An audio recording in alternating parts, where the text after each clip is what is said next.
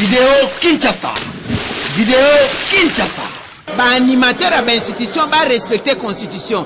Président Kabila mandat na ezo souka le 19 décembre à Bouo Pia. Mécanisme constitutionnel ezali ce qui muto a échoué ya ko gouverner se prévoit ce ko échoué na ko organiser ba élection ou échoué na ko gérer penet na est ou échoué na social ti lelo autant d'années kaka social les ana problème tozali pays pauvre très endetté mboka ya bobola na banyongo ebele les cas pemeni conformément na constitution baninga mususu bakamba ezali teke to boyi yo mengonga na yo ekoki full stop abu opia tozana motema mabete mais c'est ça la loi.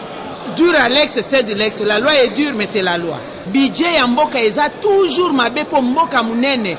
Eza na plus de 80 millions d'habitants. Mbongo eza la mukene ti Angola e uti koloba sikoyo. Budget ya Congo eza neti budget ya province moko kaka ya Angola. Pona nini gestion ya mboka eza mabe. Corruption eleki. Mbongo nyonso ya leta ekota na trésor public iteka na ba poche ya batu.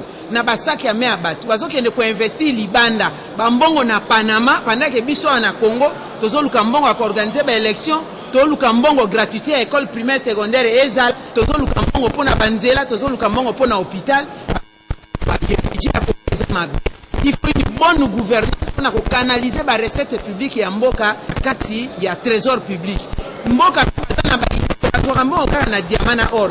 Il faut diversifier l'économie ya mboka. Na mai zamba tozana bozuye beleza kaka or diamana kante yango kutezo bimela biso mobulu mais tozangi loso tozo importer nguba tozo importer mafuta mbila tozo soma na libanda. Est-ce que c'est normal? C'est normal ata mukete. Vidéo Kinshasa.